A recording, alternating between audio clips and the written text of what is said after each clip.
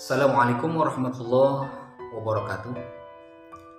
Sahabat-sahabat yang berbahagia, sahabat-sahabat channel Kang Puadi. Pertama-tama marilah kita panjatkan puji dan syukur kepada Allah Subhanahu wa taala yang senantiasa memberikan rahmat dan kebahagiaan kepada kita semua. Rasanya sahabat-sahabat ingin sekali kita sama-sama mendoakan berharap kepada Allah Subhanahu wa taala, mudah-mudahan saya, sahabat-sahabat senantiasa berada di dalam keberkahan, senantiasa berada di dalam lindungan Allah Subhanahu wa taala, senantiasa berada di dalam keridhaan Allah Subhanahu wa taala. Sebab sahabat-sahabat, pada prinsipnya kehidupan ini adalah ibadah. Apapun yang kita lakukan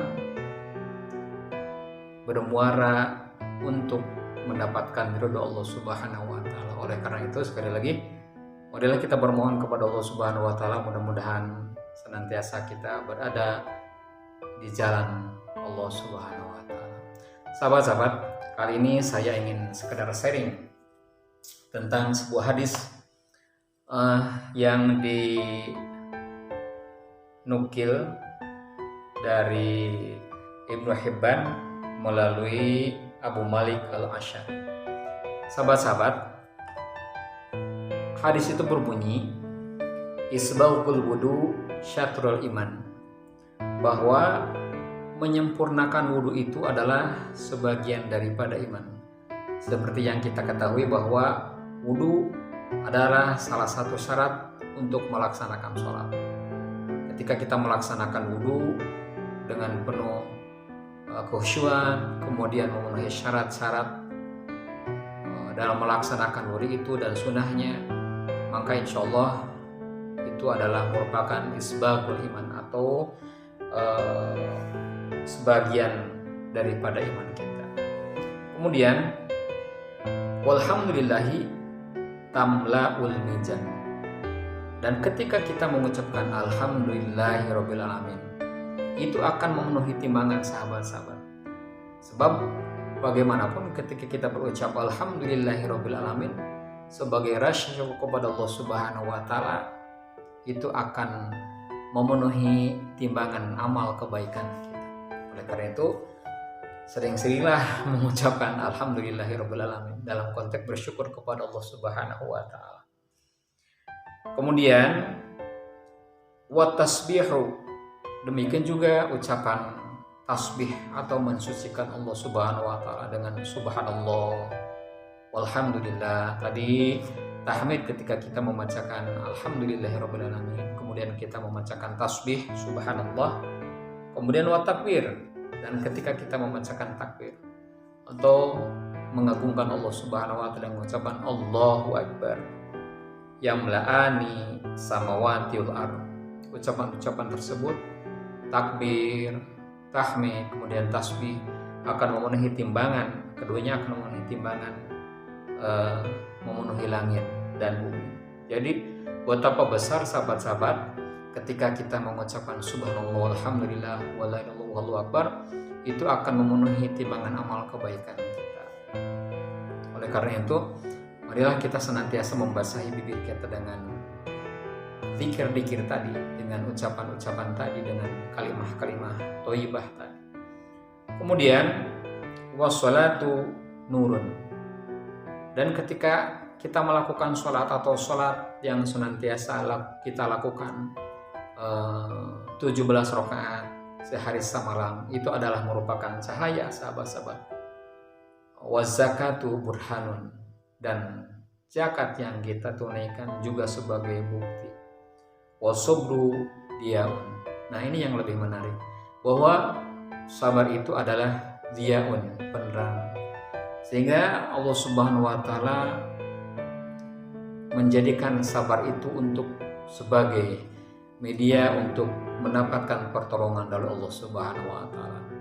Ya ayyuhalladzina amanu ista'inu bis-sabri was-salat. Hai orang-orang yang beriman, ista'inu, minta tolonglah kamu semua dengan sabar dan sholat.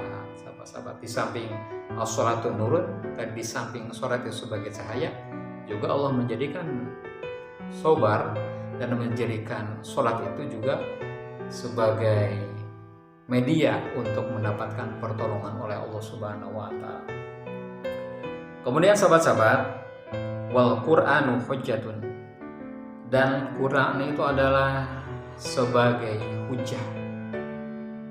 Jadi Al-Quran yang kita baca itu, makanya marilah kita sering-sering membaca Al-Quran, sebab membaca Al-Quran itu sekali lagi tiap hurufnya bukan satu kebaikan, tapi tiap huruf itu 10 kebaikan. Ketika kita membaca alif lam mim, bukan 3 kebaikan, tapi alif 10 kebaikan, lam 10 kebaikan, dan mim 10 kebaikan. Berarti ketika membaca alif lam mim itu berarti sudah 30 kebaikan sahabat-sahabat. Apalagi ketika kita mendawamkan atau melanggengkan membaca Al-Quran, banyak sekali kebaikan-kebaikan yang kita dapat. Kemudian sahabat-sahabat, dalam sebuah hadis itu dinyatakan juga, wal Qur'anu hujjatun laka wa 'alaika, bahwa Al-Quran itu sebagai hujah bagimu dan juga hujah terhadapmu. Ulun nasi yagdu, bahwa setiap manusia itu berusaha di pagi hari. Faba'i'un nafsahu, maka barang siapa yang menjual dirinya, dalam artian mendedikasikan dirinya untuk kebaikan jalan Allah Subhanahu wa Ta'ala, maka famu'atiqaha, dia telah memerdekakan dirinya dari siksa api neraka. Kemudian